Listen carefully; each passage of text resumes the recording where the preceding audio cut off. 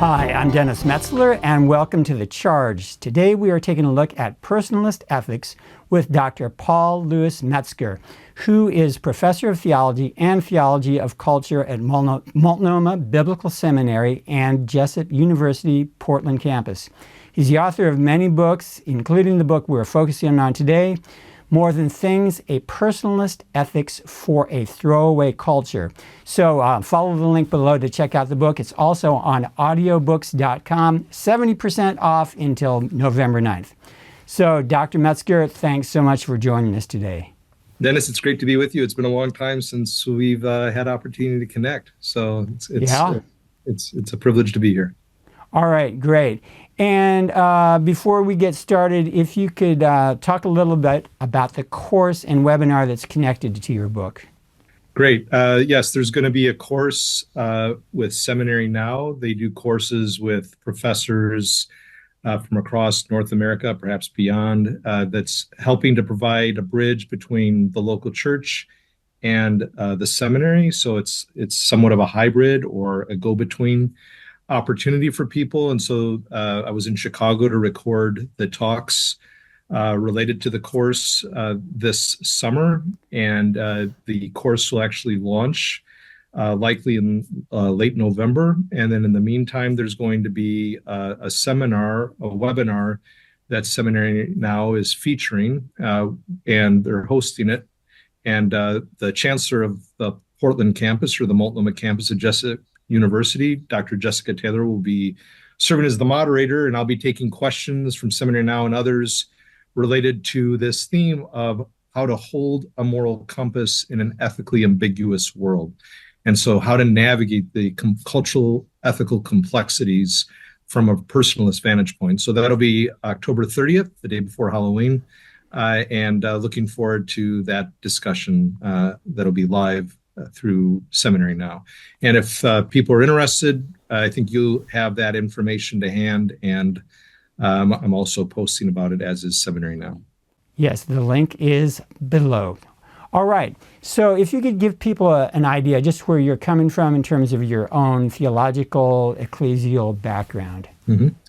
Great, thank you. So I grew up in a Protestant evangelical home. I am a Protestant evangelical, and I have been in a variety of Protestant contexts, from low church Anglican in England to an independent church in Nagano, Japan, to a variety of church traditions, from Lutheran to Baptist, Reformed, Evangelical Free, Evangelical Covenant, which is where I am presently, the Evangelical Covenant Church, and been in that context over the years at different times.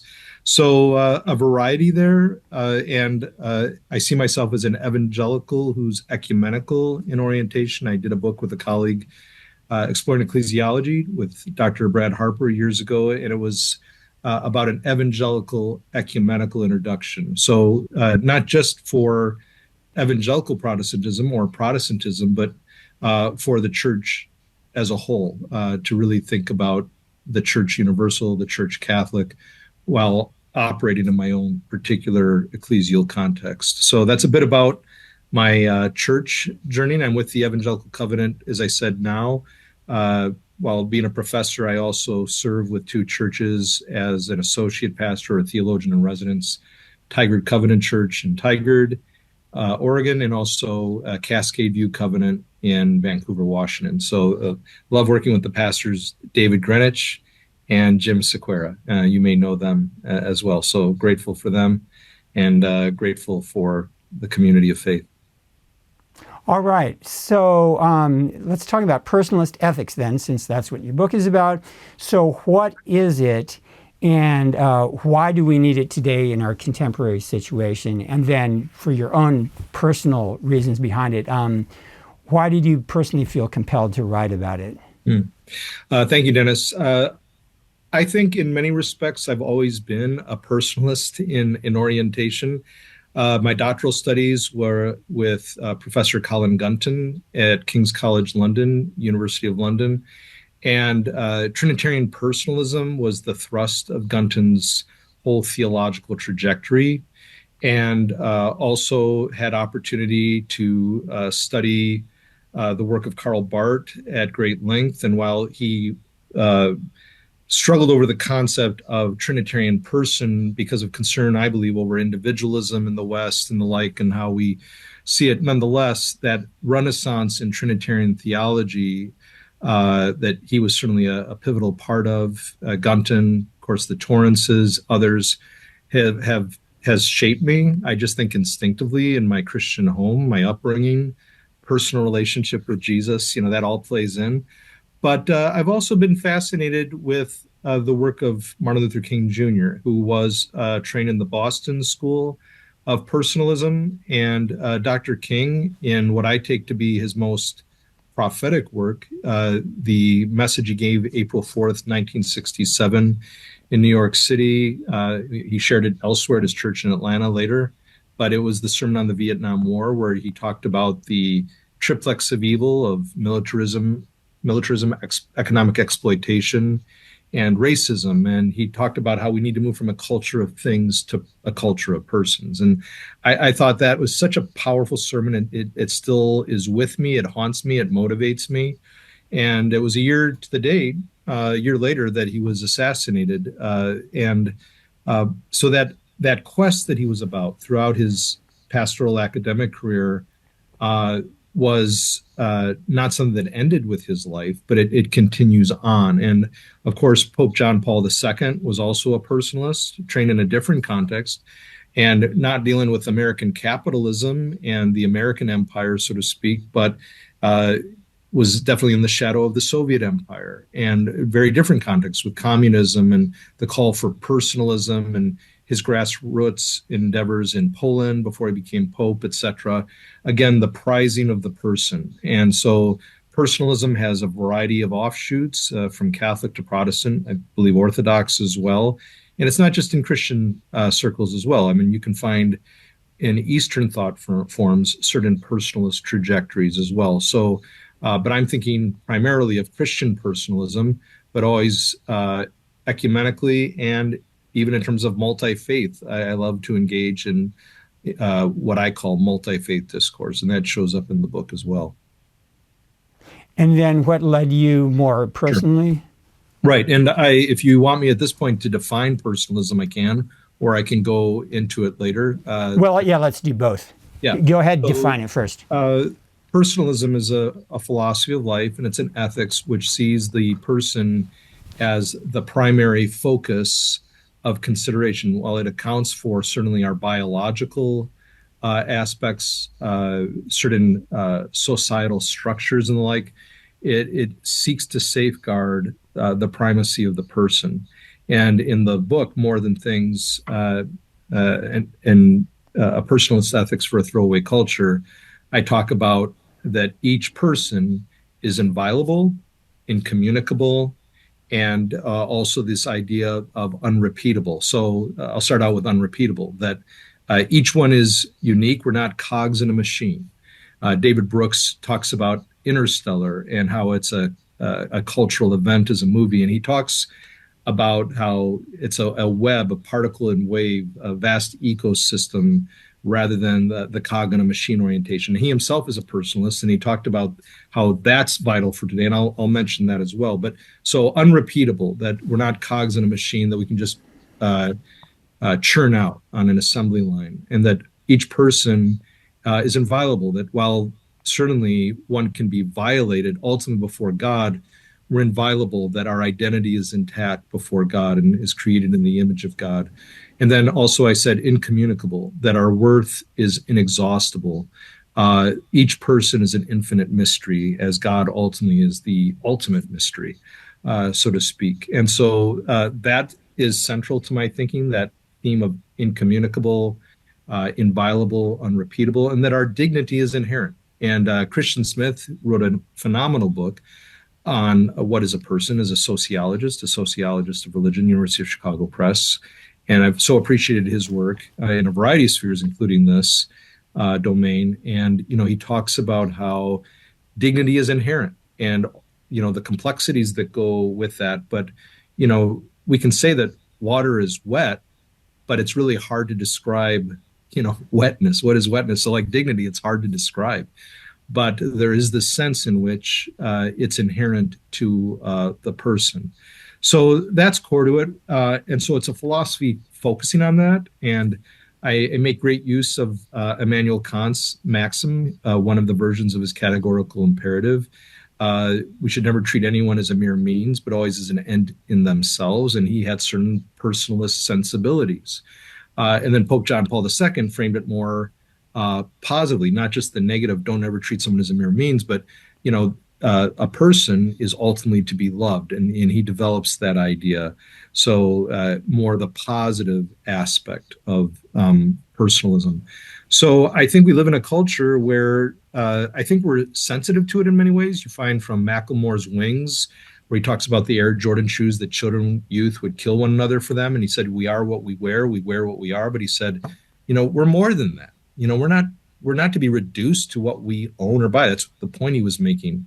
Or Ozark, where in pop culture, this TV series, the drug lord says to Wendy, we're not business partners. I own you, Wendy. I mean, there's something really vile about that. Everyone instinctively knows something's wrong with that. But to explicate it, to develop it, to live in light of it, well, that's another reality altogether. Taylor Smith, in one of her songs, talks about how with showing a variety of her personas over the years is really getting at that idea of like the image we present, is that really us? And so I think, you see it there, you see it in the phenomenal movie with Joaquin Phoenix with the whole thrust of Her, where, ultimately he falls in love with the voice activated operating system and what develops there. And, is he losing his identity? Is he losing it, becoming less than a person as he's being downloaded with his emotions like to this corporate system? And is this thing becoming a person? It's not so much as Barbara Johnson says, whether we treat a thing as a person. Really, the issue is, do we treat persons as things? And so that's really the heart of it. And I think we live in a commodification age where it's easy to reduce one another to things or uses, instruments, and even the cover of the book, more than things. I think the artist there did a phenomenal job of catching it. We're not tools. We're not, as I said earlier, cogs and machine. We're not instruments. We can use our gifting and but we're more than any of that. We're persons. And so never to reduce one another, never to be reduced is core to the book and core to my philosophy of life. And I've come to experience this in the writing of the book by way of a baptism of fire with my son Christopher's traumatic brain injury, actually catastrophic brain injury in January of 21. And I'm always looking for people to treat him not as an automaton, but as a person. He's minimally conscious.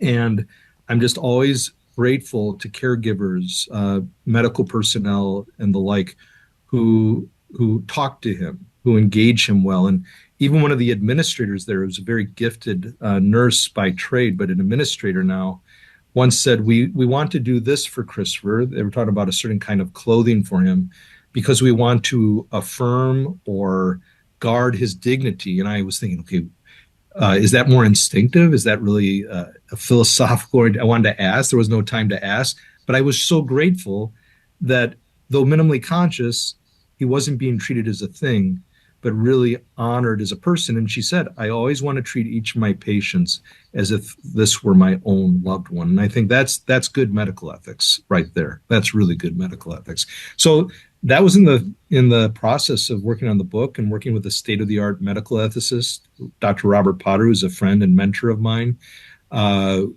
I've worked with for years. He's been involved in our family journey. And he himself is a personalist ethics ethicist from in the medical discipline. Okay, so there's a lot going on there. So we'll unpack that more as we look at a lot of different issues. So in chapter 2, you highlight categories of faith and entangled ethics, hope and eschatological ethics, and love and embodied ethics. So what's going on here? And also your whole thing with the frameworks of the metaphysical and methodological. So if you could unpack that for us. Sure. I will do my best. Thank you, Dennis. So, in the Christian faith, of course, we're very familiar with 1 Corinthians 13. Faith, hope, and love. The greatest of these is love. And, from Augustine to Aquinas and others, there was always this emphasis on these virtues and values, however you want to frame them, by way of faith, hope, and love entering into play in ethics. And so I sought to engage with those biblical categories of faith, hope, and love, and not simply the vantage point of like our faith, our hope, our love, but God as the ground of the Christian faith. The triune God is the ground of the Christian faith. Uh, the triune God is our eschatological hope. The triune God as the fount of love. So that is where I'm getting at the metaphysical foundation, is that it's not a projection. It's not, from my vantage point, simply about our faith, but that there is a basis, an ontic or metaphysical foundation. And for those, I'm assuming that your viewers and your listeners are very familiar with these categories. So, I mean, no insult to one's intelligence, but in case someone's not familiar with these categories, metaphysics often can be framed by way of that which is beyond physics or the foundations for understanding. Aristotle had a metaphysic where he's talking about ultimate reality and not simply physics, which he also articulated. So metaphysics, ontology, the theory of being, that's the way I'm using this. So what is the ontic ground, what is real, or who is real in this context, and how is this God, the triune God, the grounding of my ethical exploration? So that's what I mean by the metaphysical. The methodological is more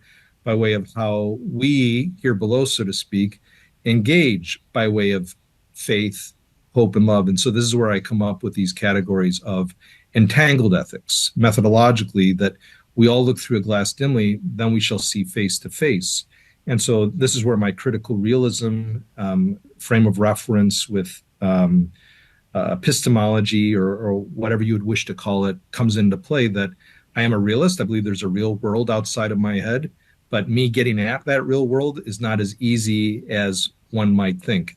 So I think there's a need for critical realism, that we need to explore and pursue truth, but also knowing that none of us see with a God's eye point of view. We look through a glass dimly. So entangled ethics, I'm looking for dialogue partners. I'm looking for people in the Christian faith or outside where I think they're onto something, and here in this case, personalist ethics. So, like, for example, the Dalai Lama makes some really profound points in one of his books on the theme of genetic engineering that I thought, this is phenomenal. And as a personalist, I can draw upon it. I don't know where Michael Sandel, the great public philosopher at Harvard, is in terms of his faith orientation, but his work on what money can't buy, the moral limits of markets, is just gold. It's so beneficial to my work in trying to explore personalism. This idea of going in search of the person and a personalist ethic. So entangled ethics, I'm looking for dialogue partners, people within the Christian faith and beyond, who are fellow travelers, so to speak, in this same search and quest. And what can I learn from them? Where can I draw from this exchange for the sake of this end, which is the person? And then eschatological ethics, methodologically, is the idea of teleology, that we may not be there yet, but that's where we're going. And I think of that famous Bob Dylan song, Blind Willie McTell, where he sings, it's about racism, and it was on his bootleg album. And I think it's one of his best tunes. I think it's one of the best that Dylan's ever done. He's done a lot of great songs, but he talks about how God is in his heaven, and we all want what's his, but power and greed and corruptible seed seem to be all that there is. And so he's dealing with the ideal, but he also realizes we fall so short of that. And with the whole idea of faith, we live in a cynical age where it's hard to find someone or something to trust. In an age where I'm looking for hope, there's often pessimism. The pessimism, whether we just don't have hope for governing forces or the church so often or whatever. But if we really keep in mind, as Dr. King said, the arc the moral universe is long, but it bends toward justice. That, we might not always see it coming into play now, but he always maintained that hope that God was benevolent, that God was good, and that God would direct history to the end for which Christ gave his life and for whom Christ rose from the dead, namely humans and the world before God.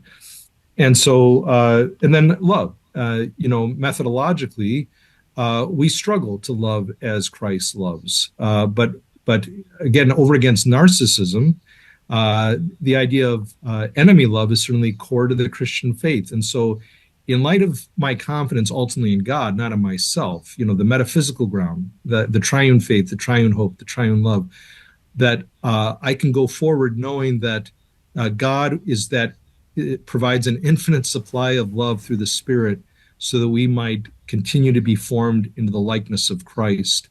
And I think we need the church. I think the church is to be that beloved community in dialogue with others, in partnership with others.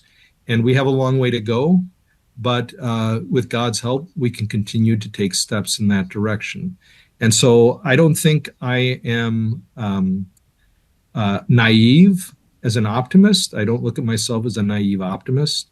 I don't look at myself as a pessimist either, but I look at myself as a critical realist and someone who operates with a sense of hope and realistic hope, even with my son's condition. The probabilities of meaningful recovery for Christopher are slim, but the possibilities are real. And I look at life in the same way of cup half full, not cup half empty. But it's not because of what we bring to the table, but our confidence in God. And what God is doing in our midst and will continue to do until Christ comes again. Could you go ahead and share some more details of what you mentioned the Dalai Lama, but other thinkers from other religions, people you've engaged with that you found especially informative and helpful? Yeah, so, I mentioned the Dalai Lama, of course.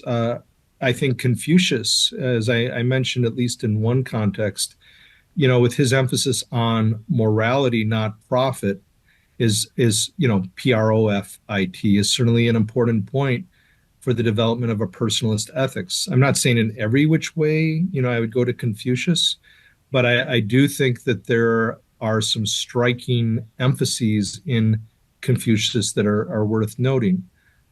Certainly, depending on how you look at it, in Aristotle, you see emphases that while, I wouldn't say that Aristotle was a personalist, I think in personalist ethics, how one deals, for example, medically with patient care. How does one develop a virtue or what have you of concern for the other, benevolence? Aristotelian ethics, discusses that in terms of virtue ethics in certain medical contexts. So those are just three examples that I would mention. And of course, I'm well aware of the fact that, like in Buddhism, for example, the emphasis is so often about that we're not permanent selves, that life is impermanent. I've worked a lot with Zen Buddhists, especially even authored a book with the Zen Buddhist priest Kyogen Carlson, who passed away, in the second edition of Evangelical Zen is coming out. And we talk about permanence and impermanence. And that's a major difference between us. And yet, Kyogen Carlson, Abbot Carlson, was so profound in how he would gauge each individual, taking them so seriously as the particular entity before him. And so, for all of our differences from one another, instinctively, he had so much. When I say, he's passed, but, he's still very present to me, treating people, not reducing them to cultural connotations, associations, like, oh, you're an evangelical, therefore you're this, or you're a Democrat or you're a Republican, therefore you're this, but really seeing the particular person before them. So instinctively, he was so profound as a personalist ethicist, even if metaphysically we wouldn't be going in the same direction in that way. So those are just some examples. Immanuel Kant, I make great use of Kant. Now, he was, of course, raised in a Moravian pietist tradition, but he certainly wasn't an Orthodox Christian in how he saw the faith. But I think Kant has a lot philosophically that we can draw upon in the development of personalist ethics. All right. So, And there are many others. There are many others, but those are some. so let's dive into some of the actual issues. You have several chapters and a bunch of them. So, your chapter, you deal with your thoughts on ability and disability as it relates to personalist ethics, and also you cover Down syndrome, ableism, abortion, etc. So, what do you want to tell us about that? One of the thrusts of the book is that I'm not operating from, and these are major categories that we often find in ethical studies. I'm not ultimately working from a deontological ethical position. I'm not working from a virtue ethicist position. I'm not working from a consequentialist ethical position. Personalism can draw from those. Sometimes you might find, a consequentialist personalist trajectory, or a virtue ethics personalist trajectory, or deontological personalist trajectory. But I think person is the fundamental category is the person. And so I will draw from all these schools of thought. I think there's much good in them, case by case. So I'm drawing from them as part of that entangled ethical inquiry. That said, I did get into consequentialist ethics, thinking about Richard Dawkins, who saw himself, I believe, or sees himself as more of a utilitarian in terms of the greatest amount of pleasure principle when it comes to ethics, in terms of when he had an exchange on Twitter that if it were his fetus with Down syndrome, he would abort because that fetus coming to this world would not be able to have the same degree of pleasure with the lack of a certain level of intellectual rigor. And so he says himself that he is a kind of utilitarian ethicist with emphasizing pleasure.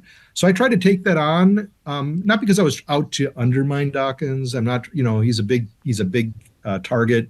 And a lot of times people really go after the new atheists, and new atheists go after, theists and such. And I try to be ironic, but I also want to be critical in my thought forms and constructive. So I was engaging consequentialist ethics. And just the way I look at this, consequentialist ethics deals often, as many of your viewers will know, the good result or the good end. Deontological ethics is often framed by way of the good ideal, and Kant is often associated with deontological ethics. And then virtue ethics, the good person, whether it's Aristotelian, Confucianist, Christian, what have you, different forms of virtue ethics, the development of capacities or habituation of becoming good, is often associated with that. But so I was dealing with consequentialist ethics there in the chapter on abortion, Down syndrome, disabilities, and was saying that even with Richard Dawkins's utilitarian approach, I think one could make a case in response by way of consequentialist ethics that would suggest that maybe you need to hit the pause button on aborting the fetus. So that, for example, there is what's called the Down syndrome advantage or the disability paradox. And in scientific analysis that, there are studies that talk about how often, not with all disabilities, but families with Down syndrome children, they often have more happiness. They're happier people. I've only ever met Down syndrome persons who are very happy people. So I don't think it takes an Oxford Don or what have you to tell someone what is happiness. I think often people like the individual with Down syndrome might be flourishing far more than most of us. And there are studies that show this to be the case. So I think, well, if pleasure is going to be the principle that we're looking at, I think we need to complexify the conversation. So I try to engage systems of thought as much as possible, even on their own terms. I don't try to look for the Achilles heel. Hopefully that's not showing up with how I engage, but really to really pursue the argument in an open way. And so that I did. I sought to do that, but I'm not only engaging utilitarian ethics and the like there. But so that's just one example in that particular treatment, and also dealing with John Stuart Mill and the concerns like, okay, higher pleasures, lower pleasures. I mean, there seems to be something, as Alistair McIntyre says, something perhaps more foundational than even utilitarian ethics there when you're starting to categorize the pleasures. So, and he's, of course, a virtue ethicist, that is McIntyre. So anyway, I hope that's a bit helpful when it came to the chapter on abortion and Down syndrome and disability. Okay, so how about Singer? You talked about him some, so he takes it even further than a lot of people would.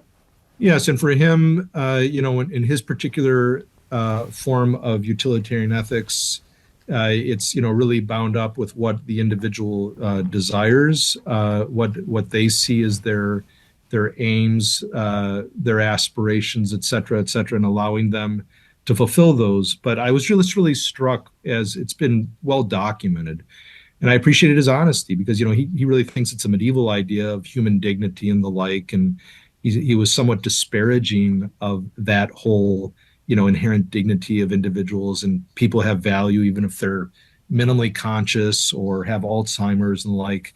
But and then when his mother had Alzheimer's and she was a medical doctor, she didn't want anything to be done for her, but he couldn't help but care for her as he loved his mother. And he said at one point, he said, I guess I just came to realize that holding to an ethical theory is one thing, but having to live it out is quite another when you're dealing with your loved one. I just appreciated that honesty. Brilliant ethicist that he is, and very controversial, but he acknowledged the difficulty. And I think what that tells me is that all of us, myself included, have to really do our best, as difficult as it is, almost impossible, to put ourselves in other people's shoes. And, instead of looking at it simply from a rational vantage point, ethics really requires that one has boots on the ground, one is in the trenches of life circumstances, and that's what he was discovering. It's actually harder to live this out. And I think for all of us, we need to really explore, can I, am I, will I live out my ethical positions? And it's not easy for anybody, not just Singer, but all of us. So that's something that I took away from that discussion. But he's notorious for, in some situations, even recommending infanticide. Mm-hmm. Mm-hmm. Yeah. And I didn't engage Singer at great length in the book. I was dealing with other ethicists far more so. But yes, he is a very controversial thinker. It was just, that was a striking scenario. Okay. So as far as marriage and sexuality, and then all the other offerings that are available now as far as alternatives to heterosexual monogamy, what are your thoughts? Well, we live in an age, as Charles Taylor talks about in the book Secular Age. We live in an age which is really about mutual benefit. And I think that's the driving ethical formula for many people. As long as two parties or more consent and feel that it's beneficial to them, that's what's needed. And I think that is very short-sighted as an orientation. I mean, I think what Taylor articulates is makes perfect sense, that is our age. But I think mutual benefit, while of course there's a place for mutual benefit, in politics, you think of Locke and company with contract theory, that, our whole governmental system is, we elect people with certain constraints in place that you're supposed to do this for the populace, and we will support you, but it's a contractual mutual benefit kind of position. It's not the divine right of kings, et cetera, et cetera. And so I think that has shown up certainly in the realm of sex. When I think of the sexual revolution, I engage one of my friends who's a humanist, a secular humanist, who's written on this at length, and I engage my dear friend Tom Krademaker in the book, and he's talking about we need a sexual counter-revolution because of the abuses we see in our society today. He saw great benefits. He sees great benefits from his vantage point to the sexual revolution, but from his vantage point as a secular humanist, still it's gone too far. And so how is there to be a counter-revolution? I've argued, and we've had this exchange, I think we have to go beyond mutual benefit as the categorization. And I did draw not only from Scripture, certainly Scripture and what is the sanctity of marriage and the sanctity of human life. So I'm engaging Scripture throughout the book. But I think when it comes to this matter of monogamy, not that all monogamous relationships are just wonderful. There can be abuse in monogamous relationships in all kinds of ways. So I don't think it's a cure-all and such. But uh, as Immanuel Kant argued, again, I quoted him earlier with the categorical imperative, we must never treat people as a mere means, but always as an end in themselves. And so for Kant, it might have been a struggle, like even sexual pleasure. Is that even supposed to be a part? Is that even ethical? But, one can discuss that. But I still so loved how, from a Kantian vantage point, one scholar makes the argument that, for sex to be virtuous, and maybe we could even say sexual pleasure to be virtuous, uh, that entails accounting for the other individual's personhood, not using them for one's sexual pleasure. There is sexual pleasure, but not to use them for that. That's reduction. That's a denial of their personhood as an end in themselves. And so he talks about how monogamy can be providing a safeguard because there are certain constraints, there are certain prerequisites, so to speak. One is married, and that helps to safeguard, depending on how one exercises it, against exploitation if one practices monogamy well.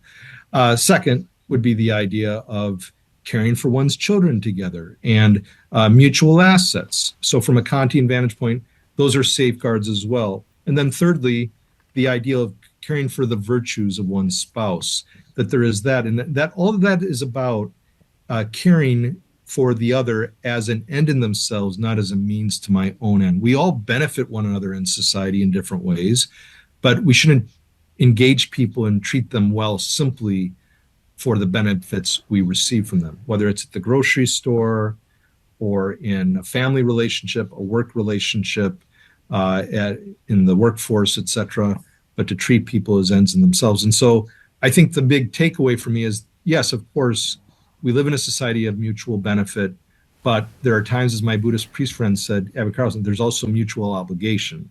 And that's lacking at times. For all the good of our freedoms in American society, we have to guard against the abuses better than we are. And I think that carries over into the realm of sexual pleasure. I mean, like casual sex, sex with benefits, even the movie along those lines. No, no relationship. Friends with benefits. Yeah, that's right.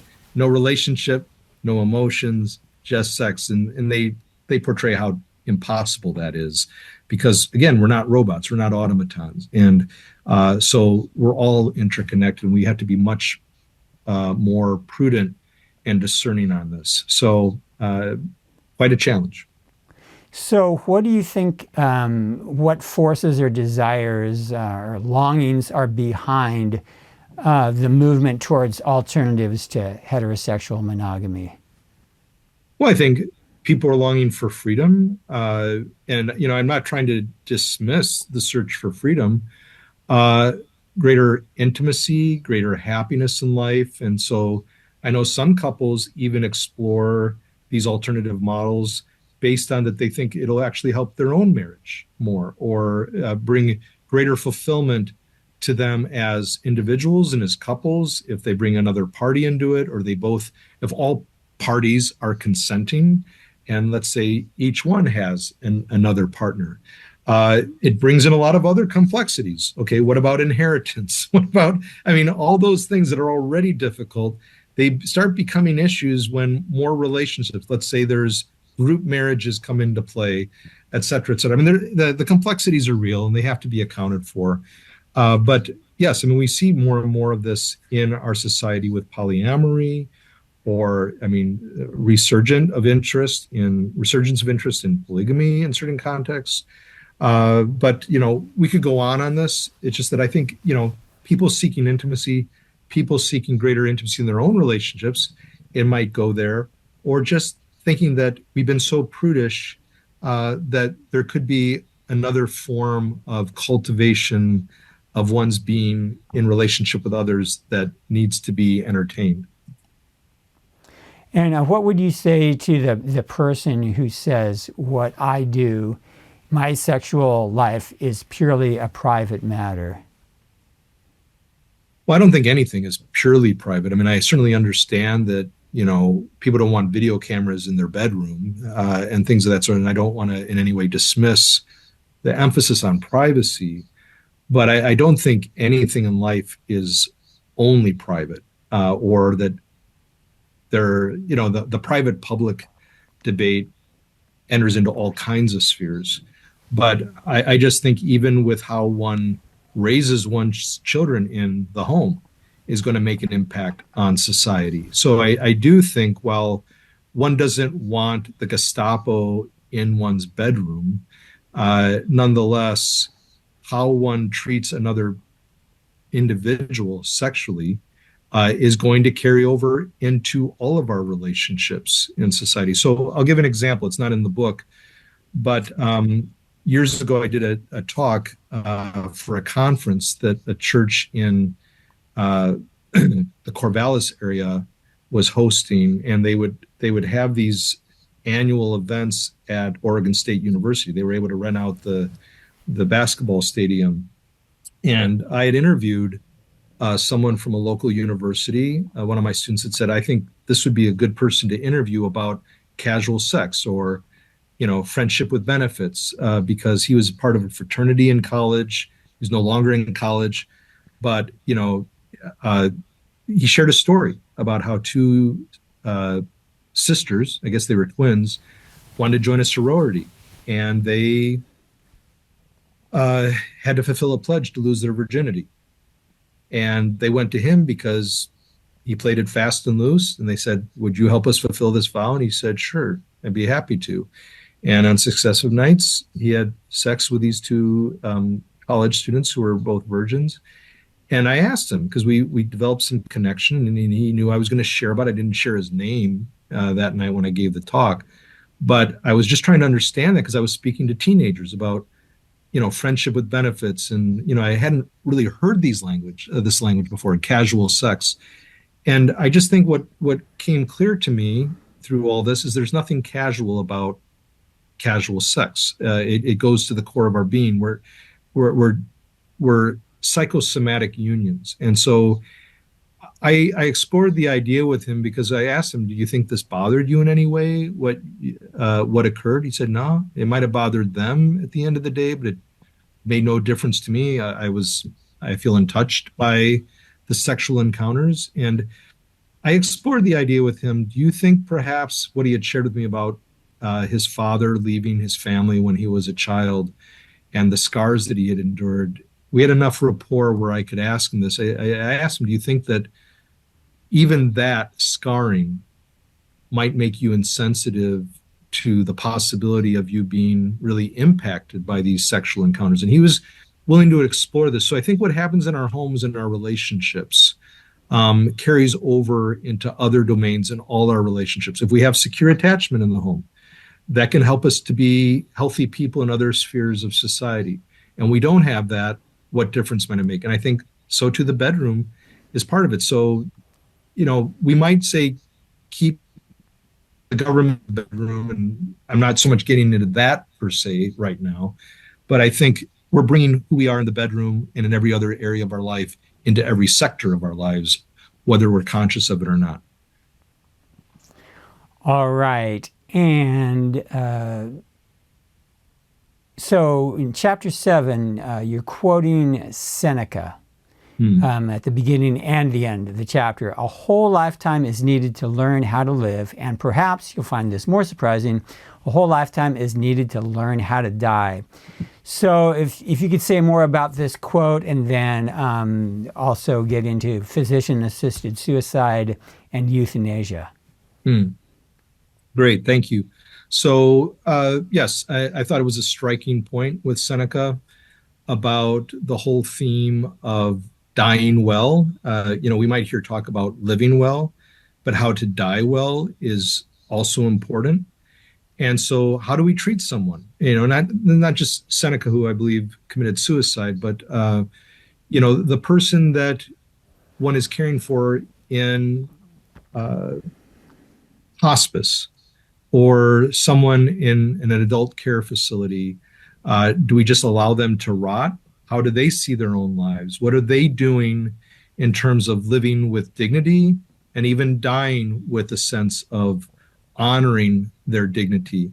So I don't think it's simply about just extending life indefinitely or ending life, prematurely, but truly thinking about it's not just the quantity of life, but it is the quality of life. And while I don't ultimately support physician assisted suicide, I did seek to do my best in understanding the variables and not to be dismissive of it and to understand what people go through. I have a friend right now who at times wants to end their lives. And if you could just bear with me for a second, Dennis, as we're talking about this theme, I just want to say with sensitivity to those who are going to be viewing this or listening to this podcast that there is a suicide and crisis lifeline for support and resources, and that is 988. So if people are triggered by even this discussion, I encourage them to call 988. As a friend of mine who has worked in this sphere has always encouraged me to share when I get into this because it can be a very heavy discussion for people. And this friend of mine who's going through extreme pain daily that is just horrific, at times just wants to end it all. And, I think it's very difficult for many of us to understand what level of pain and getting medical help and such, but it's not working. It's been going on for years. And fortunately, this person has a good support group of individuals who are always engaging, praying, trying to build the network of support. But it hopefully increases our empathy when we find someone even considering this. Kurt Cobain is someone I have great respect for. I love Nirvana's music, and there was a tortured soul, to use Augustine's categories. Brilliant, creative soul, empathic soul in many ways, but his own mental health issues, problems stemming from even his childhood with pain and suffering, with his broken home, and then also his drug addiction certainly were all part of his terminating his life. And I think it's a great tragedy, but also never to be dismissive of people who are struggling in this way. And so I really want to highlight that as we proceed in this discussion. So, but go ahead if there are other questions you wanted me to engage with that. So, how about the morality of physician-assisted suicide? Is it ever permissible for a Christian to take advantage of that in states like Oregon and Washington where it is legal? Well, I would never say it's permissible. As I said, I don't support physician-assisted suicide, but I also want to clear out what it is and what it isn't. And so, for example, and if you could just bear with me for a second here, so that I don't do a disservice to the podcast and how I articulate these particular items. So again, please bear with me. Like, for example, in the state of Oregon, one finds, physician-assisted suicide to be in play, but there are constraints about it. It's not just that anyone at any time can just pull the plug. That is hardly the case. And so I try and engage all the aspects in which, again, we need to understand physician-assisted suicide or the different forms of euthanasia, like active euthanasia, involuntary euthanasia, non-voluntary, et cetera, passive and voluntary.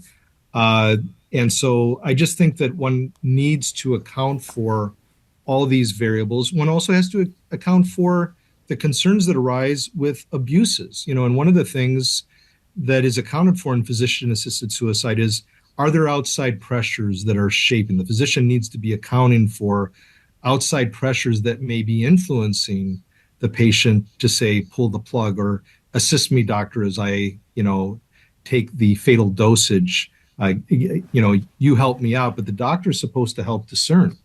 Are there outside pressures? Maybe family who think this is killing us, with the struggles with this family member living so long and what's going on here.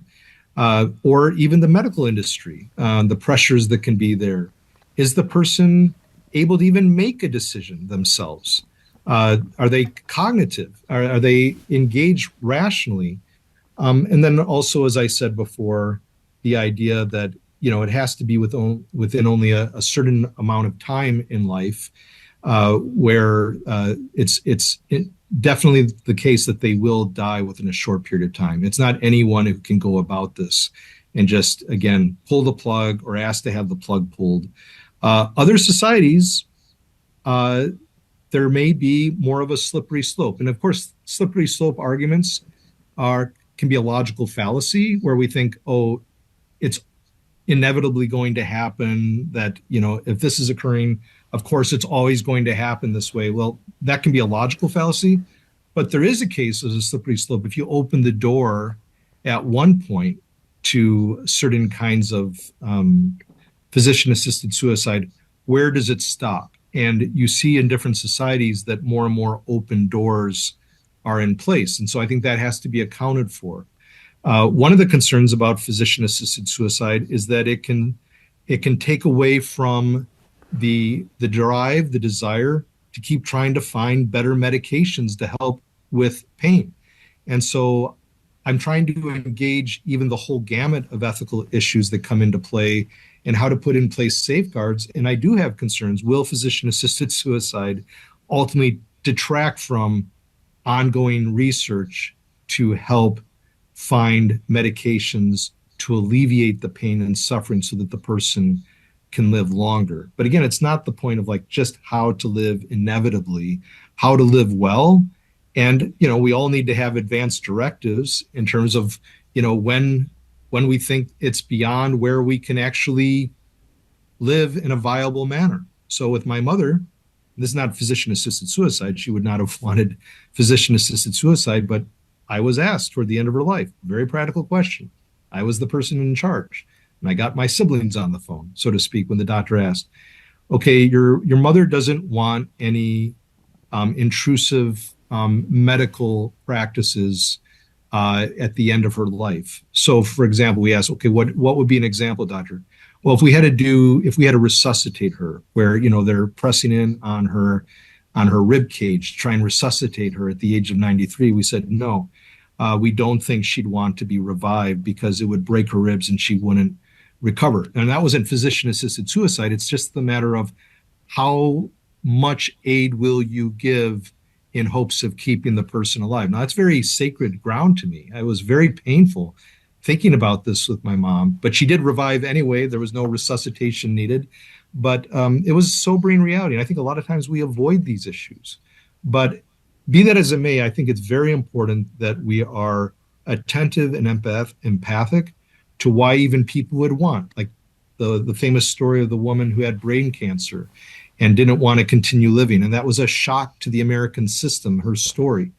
While I hold my ground in terms of I don't support physician-assisted suicide, I also don't want to look at every advocate for it or person who is considering it as the devil incarnate. Hardly is that the case. And so I think we had to be very much on guard for pejorative discussions on these matters, sweeping accusations, and to be alongside someone at the bedside of someone who's really struggling through these matters should really alter our engagement and increase our empathy, regardless of what our own trajectory is. And I'll add this, and this is not just for physician-assisted suicide, but this medical ethicist, Dr. Potter, who I work closely with, said his 3 ethical questions, and I make use of them at a few points in the volume, not just for medical ethics, but more generally.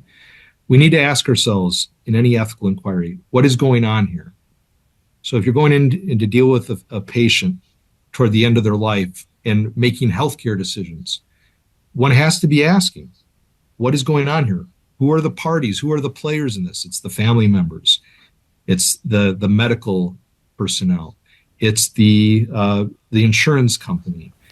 And ultimately, it's the person, the individual patient. They are the most important person in this discussion, often the most vulnerable person, because they're at the end of their lives. We need to be attending first and foremost to them. Their decisions have primacy from his vantage point as a personalist. So what is going on here? knowing the gamut of the ethical considerations. What or who must I care most about was the second question he highlights. And then what is the fitting response? What is the appropriate response in light of all these variables?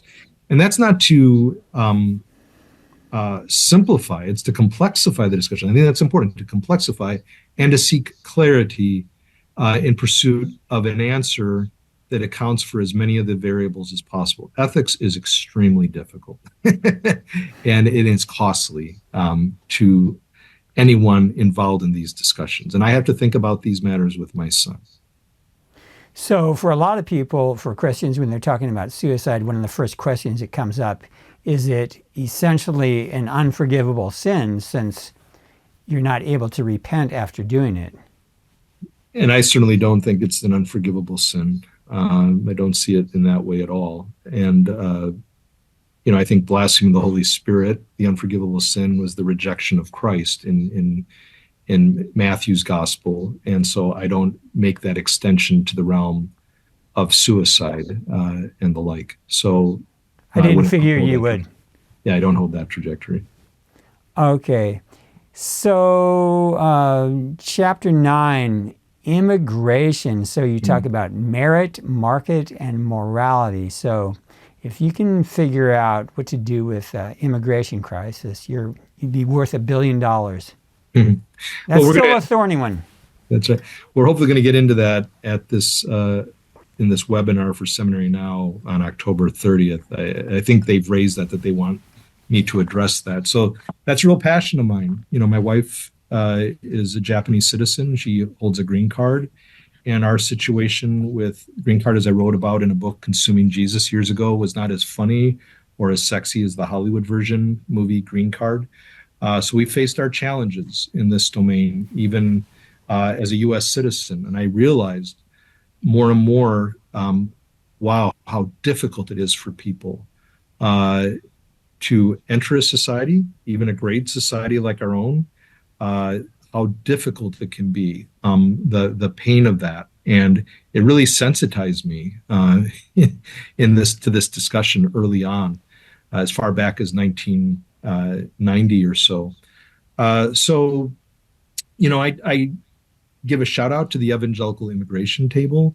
I think they've done some phenomenal work. I encourage people to look at this. Back, I think during the time of the Obama administration, there was the development of a bipartisan community of Christian leaders, evangelicals, that were concerned for such matters as, safe borders, keeping the nuclear or the immediate family together, matters of honoring law, and even consideration for taxpayers, and also helping people gain citizenship for those who sincerely seek it and want it, how to have those on-ramps. And so it was a very comprehensive analysis that really was bipartisan. Unfortunately, we often don't have discussions on politics and ethics that are expansive. Like I said, to complexify, we're often reducing the conversation. So I think both to the people on the right and left, the left and right, we need to have expansive conversations on these matters. And with that, Jonathan Haidt, people pronounce his name differently, author of The Righteous Mind, in a TED Talk back in 2016, dealing with Clinton and Trump when they were running for election, gets into the discussion, I believe, in that particular TED Talk on immigration reform. And he's accounting for an expansive view of moral intuitions. Conservatives tend to emphasize more themes of authority, like, respect the law, and purity, like our national identity. Liberals are more about fairness and equity. And I think we all need an expansive toolkit of moral intuitions. He talks about the moral intuitions, affections. And what I'm after, again, is complexifying the conversation. So I get into that at great length in the book, as you know, Dennis. And with that, I would say one of the concerns I have with meritocracy is where, giving people the pass, so to speak, based on merit. And I'm thinking economic merit, educational merit. And I certainly have no trouble with people coming into the country based on, that they'll be able to help create jobs for others if we give them the opportunity to come in and start their own business.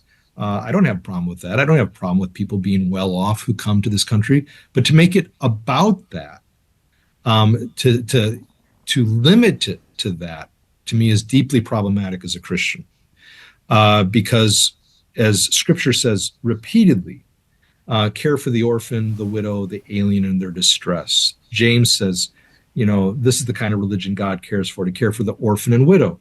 And he's drawing from the orphan, widow, alien in their distress. In Israel, remember, you too were once aliens in another land.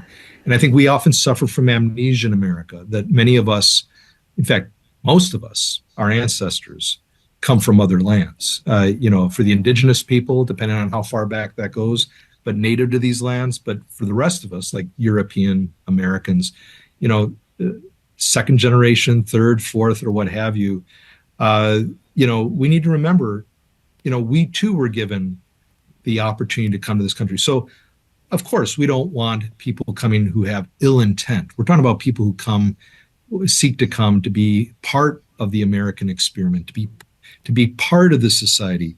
There should be opportunities for that, especially for people. I'm thinking of people, refugees fleeing persecution. The Catholic Church has put a lot of emphasis into care for the family, the care for keeping the family intact, and for people who are fleeing from political persecution, religious persecution, economic, natural disasters. I think it's a sign of a good country to be concerned for that. And I make a big point of that in the book. But that's not to say just, have open borders, to, not be concerned for safe borders and good laws. Of course, that's also important. And in fact, if we don't have that, at some point, we're going to have hostility grow. When you don't have people all working together in a society, it'll be explosive.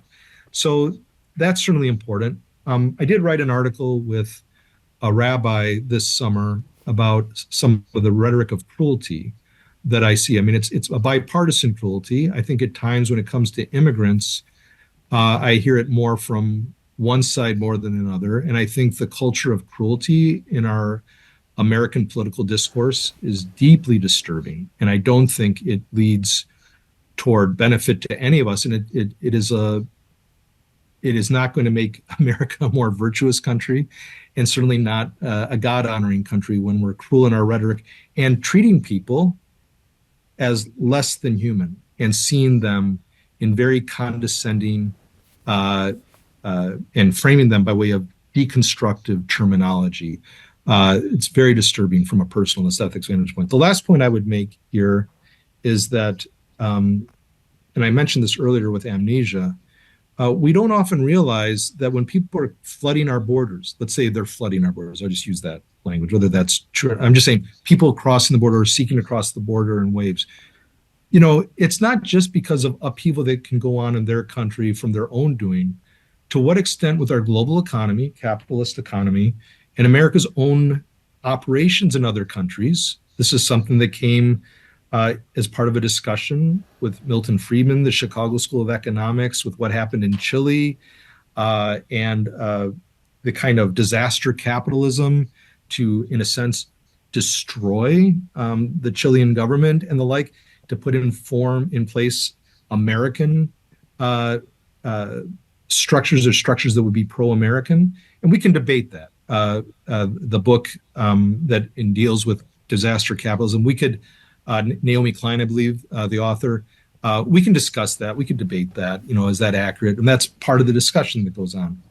But to the extent that that type of thing is true, and Dr. King talked about it, our operations as Americans with the landed gentry in Latin America, and he talks about how we would go in and we take and we don't give, and it benefits our country.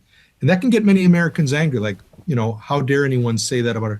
But we have engaged in operations in other countries, just like other European powers have, where we have taken, and we are often clueless about our own investment and involvement in other countries to our own benefit, which can lead to great instability in these countries.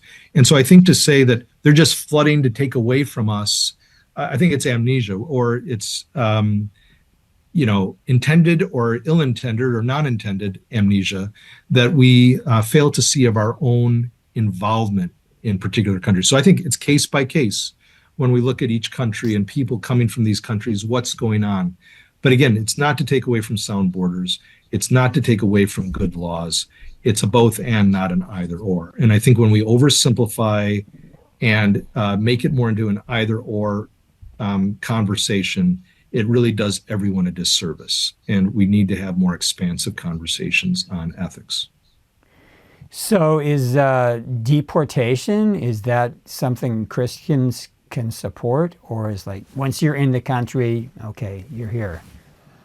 Well, I mean, if someone, is engaged in the drug trade, Well, aside from any crime. Yeah. Okay. To specify further, I would be looking for opportunities for people who are here already to give them the opportunity towards citizenship or other means of viable residence here in this country. That's why I'm a supporter of the DREAM Act with youth who it wasn't their choice. I mean, they were born here, but their parents might have come over as undocumented, and they're kind of in no man's land. I think giving them opportunities, they were educated here, give them an opportunity to thrive here, and so often they become the best citizens. Now, I don't want to look at it simply from a utilitarian vantage point, like, oh, we're not going to send them back because they help our economy. They're doing jobs that no one else does. Well, that may be true, and maybe I have to use that argument in some cases, but I don't want to reduce them to their economic benefit to society or what they might bring, but to see their inherent dignity and worth. And what would it be like for me if I were in their shoes? What would it be like for you or someone else if they were in these same shoes, and why people came here? So I think it's looking at each person's narrative, why they sought to come here in the first place. And I think any of us, if our child was dying and we had no way of finding a livelihood that would help them, to what ends would we not go to help our children? This is back to the Peter Singer point. Easier to hold an ethical position until you're living it. I think we have to do our best to seek to live out those ethical positions through and through, and to be consistent in it as it applies to our own lives, to do unto others as we would have them do unto us. So, and I think how Jesus engages, he surprises us left and right. He's more conservative than the conservatives and more liberal than the liberals. Okay, so yeah, there's so many thorny things there to figure out, but okay, finally, a topic that often does not find its way into ethics books. You deal in your last chapter, or second last chapter, with space exploration, and then you've got some interesting concepts: decentered deity, decentered humanity, and decentered Earth. So if you could unpack that for us. Yeah, and there was the chapter on warfare too, where we dealt with drone essentialism. Yeah, I'd love to do that one too, but I hear you. We'll go forever. Yeah, so decentered deity, decentered humanity, decentered Earth. Really thinking through that, in light of kenosis, the God who became human, not considering equality with God someone to be grasped, Philippians 2, Jesus humbled himself. He emptied himself, not emptied himself of his deity, but he poured himself out as divine into this world to care for others. So it's not so much building up one's own capacities, but pouring out one's life. And so, so often in certain Christian circles or other religious circles, philosophical circles, God can be more self-concerned. You think of perhaps Aristotle's unmoved mover, who wasn't concerned with the well-being of the world. I think it's Gilles Sonne in his book comparing the Aristotelian God, the God of Cicero and the like, with the Christian God. This God enters into history to engage people in their suffering. I've heard the outcry of my people Israel, or I've heard the cry of the orphan, widow, and alien. That's the biblical God. So it's a God who's decentered, well, the center of the universe, but being centered on us, the creation. And so a decentered deity that is caring for the well-being of the other, the human and non-human other. A decentered humanity where we are concerned for, as Paul says in Philippians 2, he is being a drink offering poured out.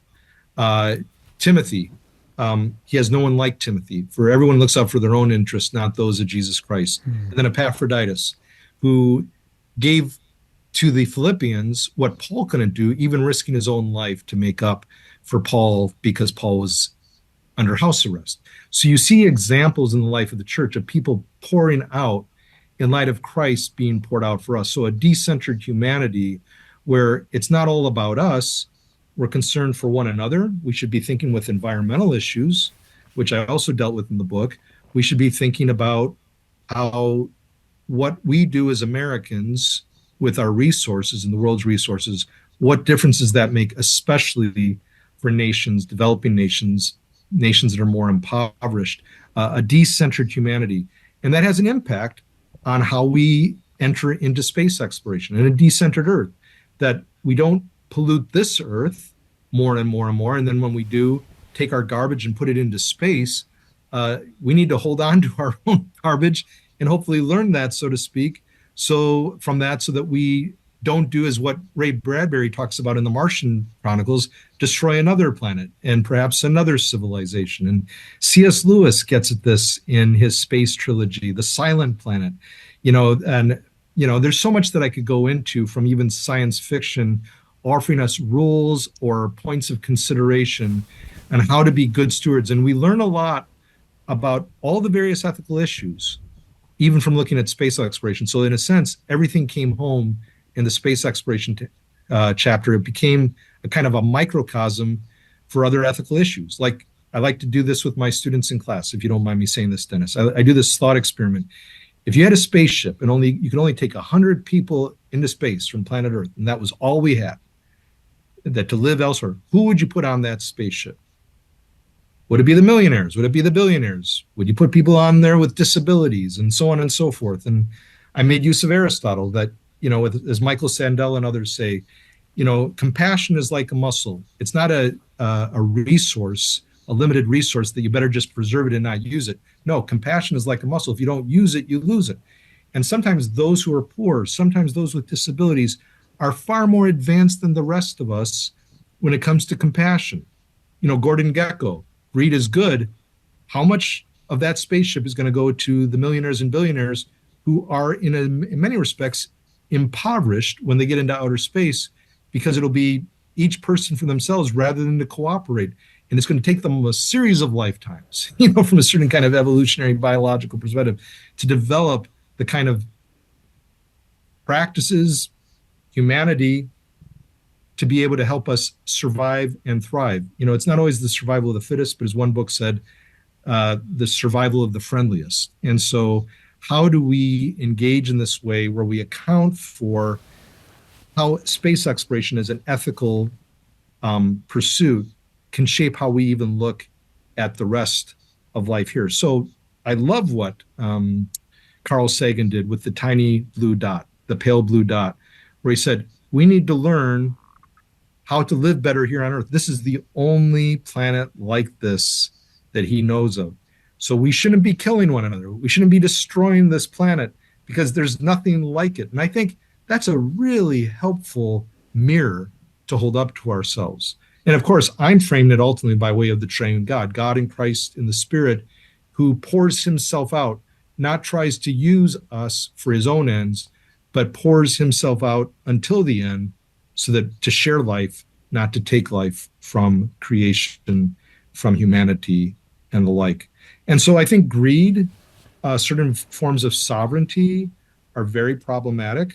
And I love what the atomists did with their theory of the multiverse, that Alexander, as I talk about it, Alexander the Great says, he lamented the fact with the multiverse, and it was all meant to safeguard against a certain kind of divine sovereignty notion. God can do what they want, and also the emperor can do what they want. He says, I haven't even conquered this world, and there's an infinite series of worlds that I need to conquer. It was all as a check and a balance on certain faulty forms of sovereignty.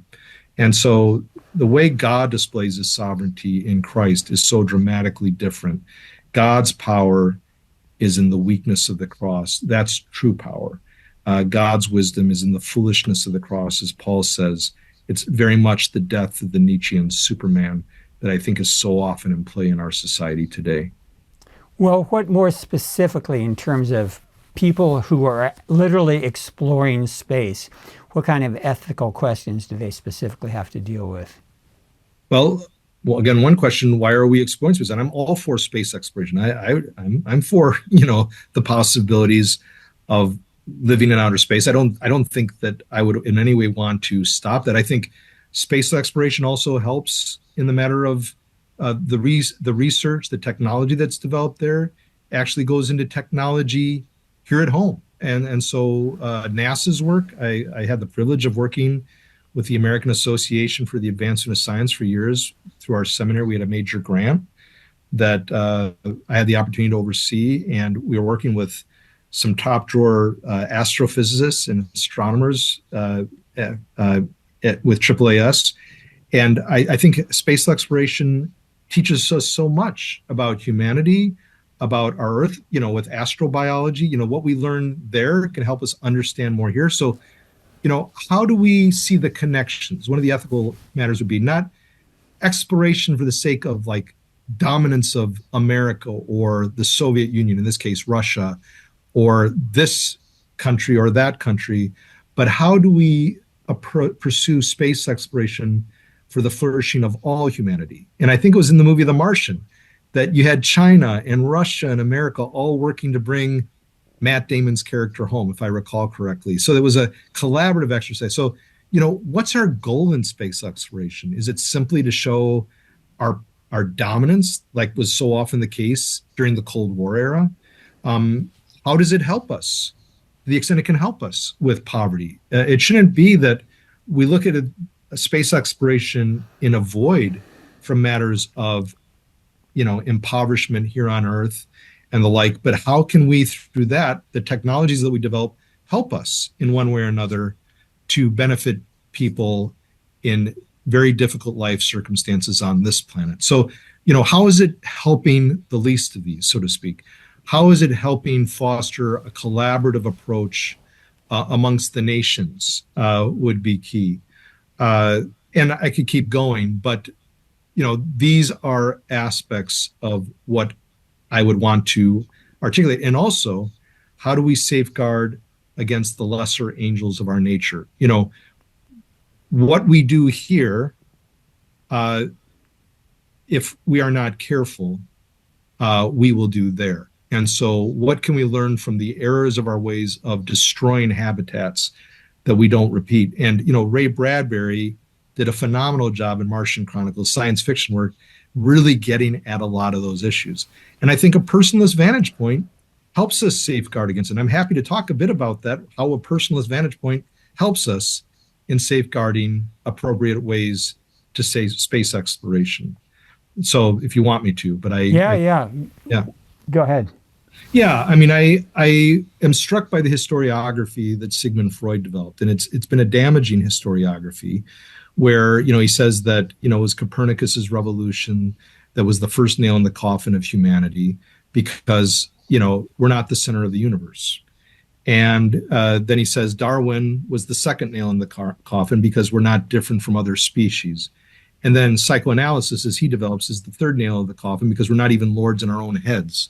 Regardless of what one makes of Sigmund Freud's point about psychoanalysis, I think a case can be made that Darwin had no intention of undermining humanity. It might have been the pit bull of Darwinism, Huxley, but Darwin saw the place for philosophy and ethics and religion in understanding a more robust view of humanity. And also, I would say that with Copernicus, the center of the universe being Earth, for Aristotle and Dante, the center of the earth was not a very good place, so to speak.